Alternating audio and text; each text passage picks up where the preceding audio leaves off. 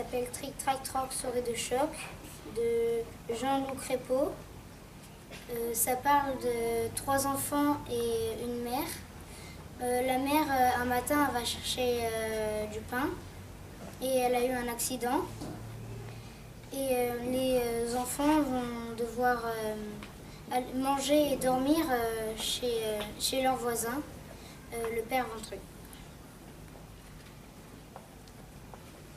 Tric Trac Troc Souris de choc. La cloche de l'église a sonné 7 heures. Je descends chercher du pain. Soyez sages, mes poussins, a dit maman. Mirabelle et moi, promis. Silver n'a pas répondu. Il taquinait Tric Trac et Troc nos 3 souris noires. Maman a claqué la porte. Dès que maman s'absente, Mirabelle s'inquiète. Elle est sûre que notre voisin, le père Ventru, est un ogre. Maman dit qu'il aime les enfants. C'est bien ce qui fait peur à ma sœur. Mirabelle et moi, on jouait à un jeu de cartes avec des lettres pour fabriquer des mots. Et justement, j'avais un G, un O, un R et un E. Je les ai posés en criant « Ogre !» À ce moment-là, quelqu'un a sonné. « C'est lui !» a hurlé Mirabelle en se jetant sous la table. Je me suis caché les yeux pour ne pas voir le massacre. Silver allait lui ouvrir avec Tric Trac et Troc sur l'épaule.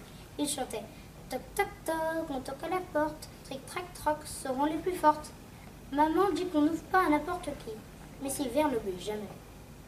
J'aurais voulu crier « N'ouvre pas, c'est Ventru, il va nous croquer cru. » Mais la peur avait coincé les mots dans ma gorge. Quand j'ai rouvert les yeux, l'ogre n'avait mangé personne. C'était maman. « Merci ma puce, elle a dit à mon frère en lui ébouriffant les cheveux. J'ai oublié mes clés et mon porte-monnaie. Je repars. Plus tard, mes canards. » N'empêche, on avait eu chaud. J'ai proposé qu'on joue aux 3 petits cochons sous la table. Tout le monde choisissait la maison de briques. Personne la cabane en paille que le loup sauf le premier. Alors on a joué au maître de l'univers.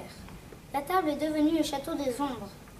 Mirabelle voulait que Silver tue des ogres avec l'épée magique. Silver préférait combattre un dragon à 10 têtes qui fouettait la muraille de sa queue monstrueuse. Silver a dit « D'abord, les ogres, ça n'existe pas. Pas dans les villes en tout cas. » T'as la preuve, j'ai demandé. Oui, ils ont besoin de forêt pour attraper ceux qui s'y perdent. Après, ils les enferment et les empressent. Comment veux-tu faire dans un appartement? C'est trop petit.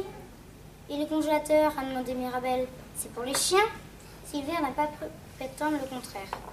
Le père Ventru, c'est vrai, il est géant comme un arbre, avec un ventre énorme, gros comme une barrique. Une barrique molle qui ballotte quand il marche. On dirait un pingouin. Quelle panique quand il nous embrasse. On aimerait devenir 3 souris noires pour fuir et disparaître. Maman veut qu'on soit aimable. Elle prétend que le père Ventru rend des services, surtout pour le bricolage, depuis que notre papa est parti vivre avec une autre maman. Le père Ventru nous appelle ses tantes triplés. Triplés, je veux bien, Mirabelle, Silver et moi, nous sommes nés le même jour. Mais tendre, franchement, c'est louche. Ça cache